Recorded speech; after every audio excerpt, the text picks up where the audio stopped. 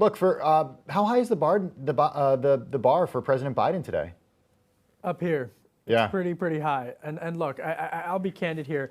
You know, just hearing you list all of those issues that are going to come up at this press conference, the first, mind you, of President Biden's presidency, we should note that what I'm hearing from sources at the White House is they wanted to take a different tone from the previous administration. Well, they definitely have taken a different tone, but now they have to answer questions. And the chief among them on immigration, which candidly is one of the most pressing topics amongst the White House press corps, as well as Capitol Hill reporters right now, is really going to come down not just to the policy, but the filibuster.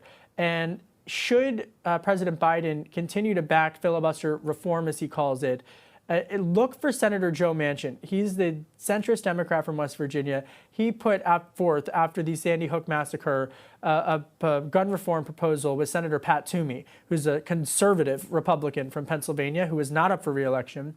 And Manchin's been against the filibuster for other topics as it relates to stimulus, and as we all remember, and potentially even infrastructure. If the filibuster, the nuclear option, gets deployed here, that's going to have far-reaching implications outside of the gun control debate. So if you're trying to figure out policy and forecasting policy for the next 6 to 9 months, keep your eyes on that aspect in particular of the gun control debate. Yeah, really important. Of course, and Manchin again, right? It speaks to just the Democrats' slimmest of majorities in the Senate right now, and only thanks to Vice President Harris. Kevin, what was the strategy here in the Biden administration waiting so long to give a first press conference? Did they want to, on one hand, show that the president was so focused on the coronavirus and attacking the coronavirus that he didn't really have time for this? Did he want to really separate himself from President Trump? Because at the same time, it does put so much pressure on the administration right now and turns just the fact that he's having one into the story of the day from Washington.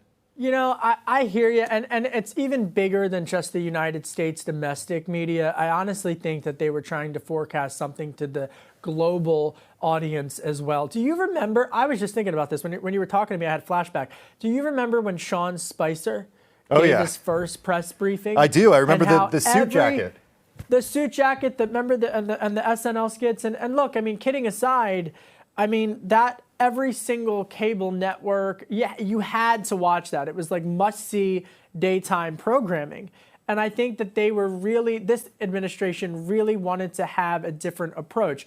The previous administration did that by design. This is also by design. I mean, there's no accidents in the Brady briefing room when someone's behind the podium, and I think it's two different styles of engagement, but it is definitely carefully constructed on both approaches. Kevin, you covered the Trump White House for years. The president, former president, President Trump, would obviously have what he called and was referred to chopper talk outside, you know, when he was waiting to get on. I remember. On the helicopter, Marine One.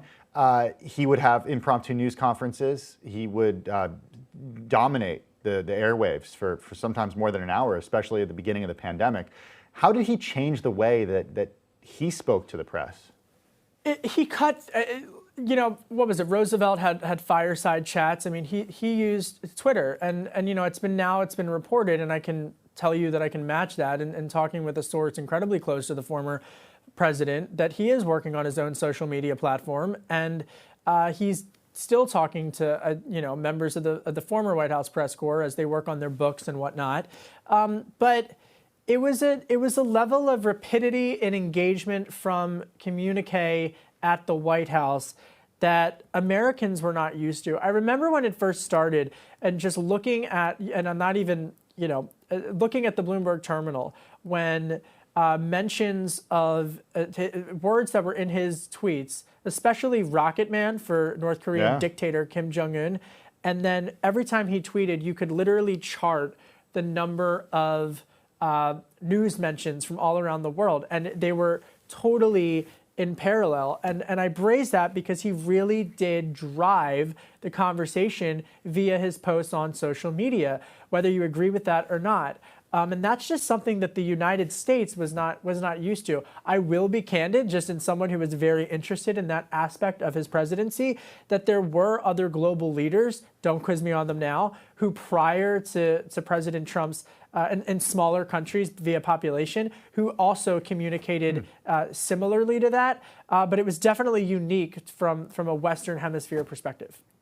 Kevin, we have time for one more question. We talked about what we'll hear in terms of questioning of the president today. What do we expect to hear in terms of answers? And I want to focus on the southern border here. How is the president going to frame what's happening there and his administration's response? You know, this is without question the issue of the day, but it's also one of the issues of the decade. And this issue has not been handled in the Obama years, in the Trump years, or as we start the Biden era. And I mention that because, you know, as reporters, we have to be really transparent here. Republicans and Democrats have been clashing over this for quite some time. So now that President Biden is in the Oval Office, this is on his watch. And so what will the initiatives be? What will the executive orders be that he is going to take on this, especially when it relates to young people? We've all seen those images over the years. They continue to be released today and this week. And, you know, it commands not just your head, but it commands your ethos as well, and in terms of taking some type of action. Yeah, it's just heartbreaking to see those images each and every day. Bloomberg's chief Washington correspondent, Kevin Cirilli. Kevin, it's always great to see you. Thanks for taking the time. Appreciate it. Anytime.